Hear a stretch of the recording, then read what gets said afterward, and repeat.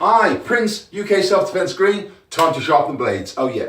Okay, today I've been asked by one of my subscribers to explain what this piece of equipment is, because he didn't know what the orange things were, and he wants to know what tap-in means, okay? So I'm gonna give you a brief explanation. This, called the mukjong, is a traditional Chinese apparatus that you use that allows you to use infinite permutations of technique. In my opinion, it's one of the greatest martial arts pieces of equipment that you've got, because it allows you to train 24 hours a day, and you actually don't need a partner to perfect yourself. So like any other piece of apparatus, it is only part of the equation. But in my world, outside of the bags that I use in the gym, okay, look at my earlier videos, I use bags in the gym, and I do lots of other different forms of training. Inside this room that I use to train people and train myself, okay, I use this just as a tool to help me. Now, these two orange extremities are limbs, and they represent the jab and the cross in that position. This bottom one could represent the knee, or it could represent a kick that comes in round at my midsection, or it could represent body shots, okay? Also, the extremities on the side here, okay, imagine a guy stood like that, right, in that position. So I'm here, I've thrown a jab and I've thrown a cross. My job is to go in with what we call entries or different techniques to get the arms out of the way, or to push them down, or to push them up, or whichever way, okay, and once I've sneaked in, I can then go in and take somebody down. So that arm represents the fact of the matter if here's a jab and a cross, I've moved past the jab and a cross, and I've got in, I've got underneath the arm, and I can take it down. That's the representation. So, I'll give you an example of what I mean, okay? Very, very briefly. I'm here now, and somebody's got me around the throat, okay, right? So, I can practice smashing into the ulnar and radial nerve. I can practice smashing through the arms into the eyeballs. I can practice smashing into the chest cavity. Say somebody's got me around the throat here. I can practice holding the arm down and smashing into the jaw in this position. I can imagine somebody's throwing, say, they're throwing like they're jabbing here and they're crossing here. So I can do something from Wing Chun. So I'm here and I decided to go in this way, or I decide to go this way, okay? Or I decide to go from this way, as I've showed you before, okay? There are so many different things that you can do, you know, all these type of blocks that you practice. Now,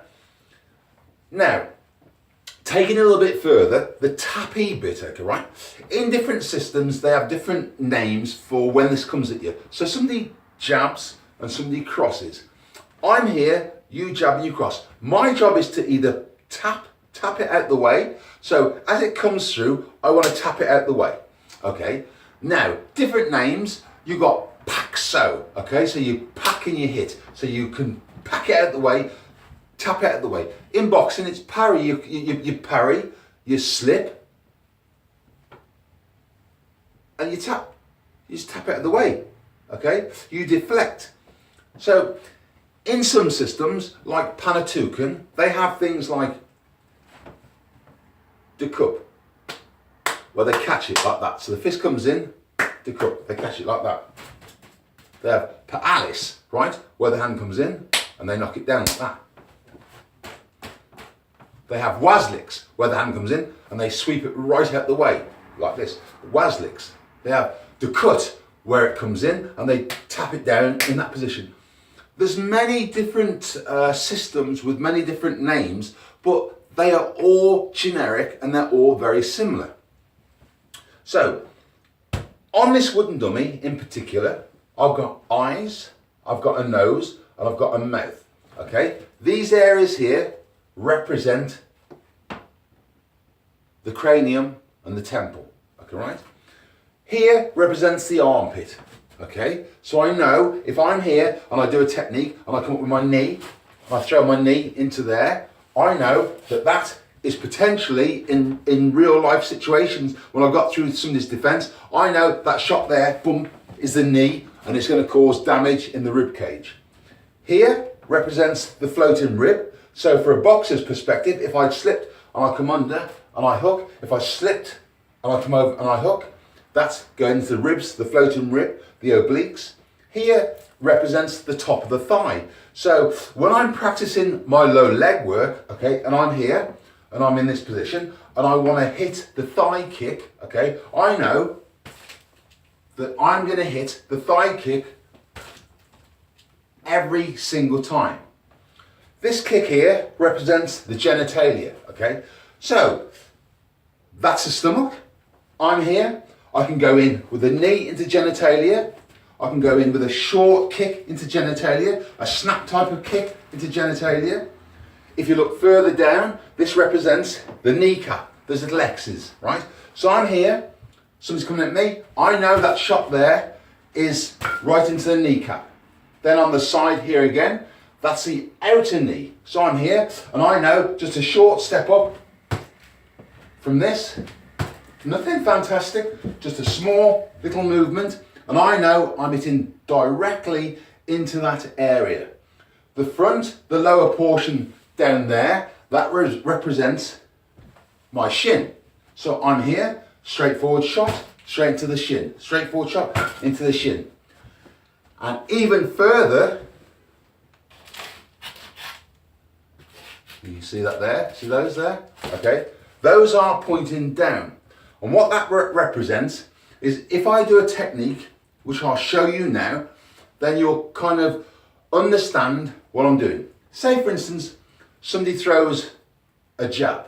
So the jab is coming that way. We're going to have a jab and we're going to have a cross. Okay?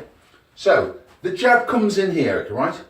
I tap the jab out the way and I hit into the arm. So basically, as the jab comes across, I tap the jab out the way and I hit into the arm.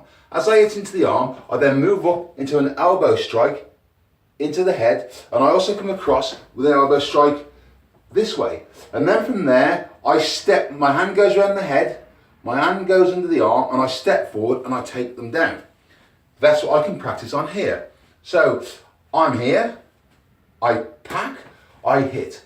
I can go into the face, I come across, I hit again, and as my arm goes round the neck, this would be his arm then, his arm would be moving because I've taken it with me, and as I take the arm out, I can take them down at the same time, you see? So everything on this wooden dummy has a reason. It's just not there for like fun, we use it for a specific reason. Okay, I'll show you something else. I'm here, okay, right? And somebody throws a big hook, right? And I block that hook, right? I come up and I uppercut. You see, what this does, this allows me to practice a lot of techniques so as I can get them really good and on certain points of contact in my visualization. So I know if anything goes down, and for instance, I'm here and I slip and I uppercut, I know simply because of the way that the dummy is placed, all my shots are going to be within a certain area. So what that does, that builds a grid inside my brain. So as whenever I do that particular technique, it will always be where I need it to be. For instance, this guy's just jabbed, right? As he jabbed, I packs down and a right cross. He throws it, so he jabs, bang, that'll be you jabbing from this side, and he crosses. So as the jab comes in from this side, imagine you're jabbing me, okay? I pack that out of the way and I slip. So your right cross comes and I slip.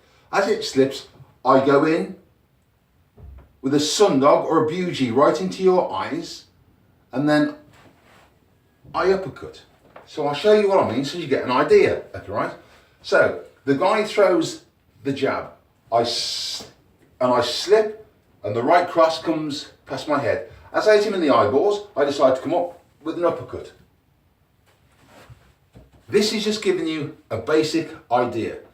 It's exactly the same with the low level kicking. It's called Pana-Jackman, what I like, and that low level kicking is really fundamental to self-defense. The way that I see it is this.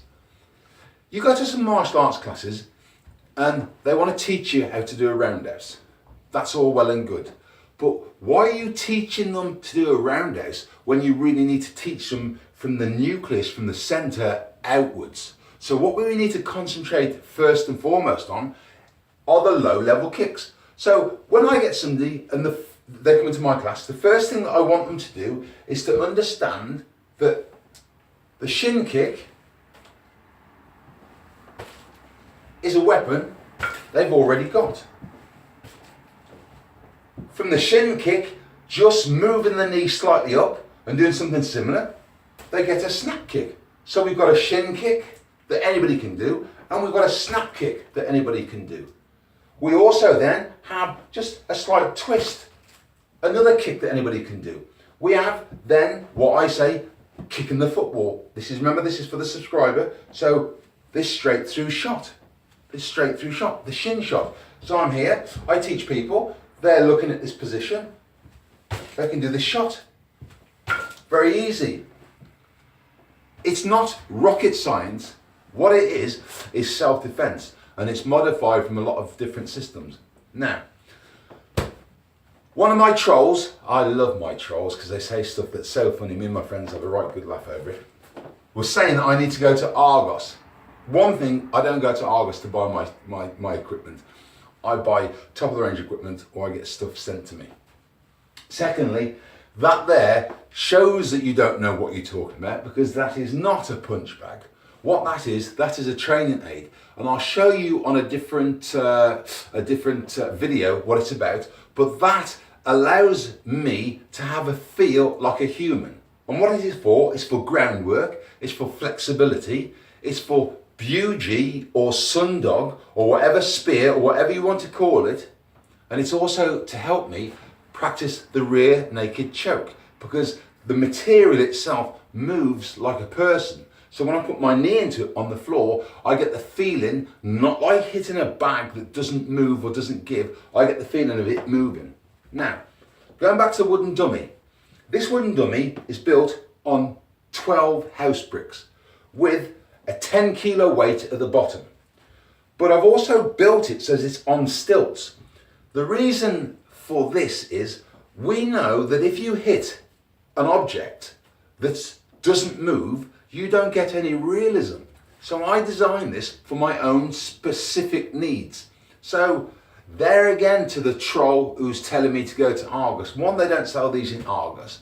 And two, people who've actually used it think it's fantastic, because what it does, it actually has movement. You see? I built it with movement so as I get a more realistic application. Okay, I hope that kind of helps you a little bit to understand what this is all about. Look, at the end of the day, all we're trying to do, we're trying to save ourselves on the street. And if you have something like this in your house, or you have other types of equipment in your house, you've got it and you can practice it all the time. I mean, how many people do you know that have got now in their house a set of weights, or some dumbbells, or they've got a really nice bike, or they've got a really nice stationary bike, or they've got some other apparatus that are just sat in the shed or in the garage. They bought it at Christmas, they had this fantastic idea, yeah, you're going to get fit. They spent 300, 400, 500 quid on a piece of equipment, and it sat there doing nothing. I mean, come on. This I made myself. This gets used 30 hours a week minimum, okay? And I've used something similar for the last 3 years of this type of training. Before it was more of the full contact karate and the heavy kind of kicking.